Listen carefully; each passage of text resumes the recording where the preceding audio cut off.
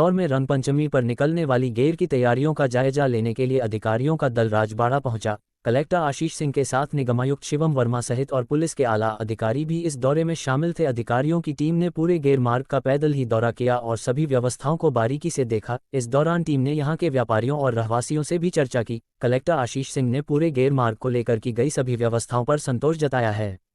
Collector Ashish Singh ने साफ किया है कि शहर की ऐतिहासिक परंपरा के निर्वहन में किसी तरह की लापरवाही बर्दाश्त नहीं की जाएगी।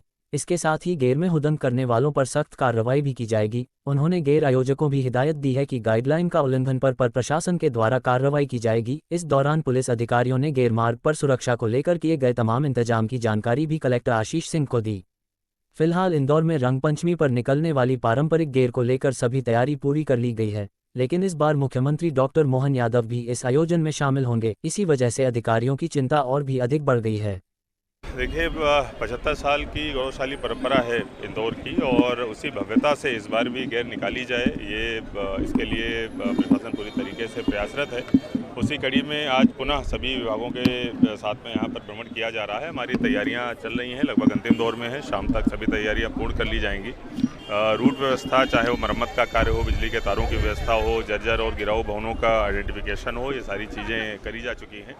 इसके साथ साथ नई चीज़ इस बार हम लोगों ने बाहर के लोग भी एडवांस बुकिंग के जरिए जो रूट पे पड़ने वाले घर हैं वहाँ की बुकिंग करा सकें, ये भी हम लोगों ने इस बार शुरू किया है। और जितने भी 130 स्पेस थे वो पूरे के पूरे बुक कराए भी जा चुके हैं हमारे ऐप के माध्यम से।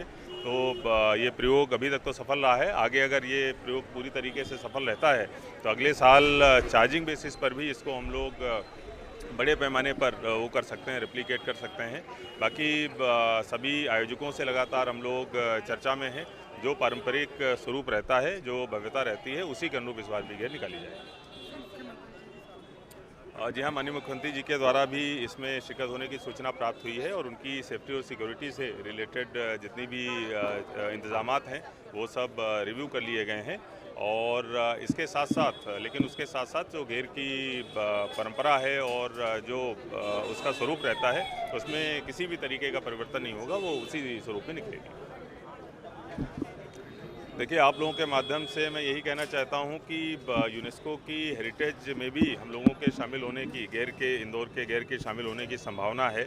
अगर सभी का सहयोग इसमें मिला और सभी ने जिस तरीके से परंपरा रही है कि बड़े ही पारिवारिक माहौल में गेर निकलती है, अगर उसी के अनुरूप गेर निकली तो निश्चित रूप से हम लोग धरोहर में शामिल हो पाएंगे। अगर कोई इस प्रकार के अराजक तत्व इसमें शामिल होते हैं तो मैं पहले ही कह चुका हूँ, खासतौर पर जैसे पिछले सालों में इंसिडेंट आए थे, तो अगर हम लोगों को रासुका भी लगानी पड़ी तो हम लोग पीछे नहीं हटेंगे।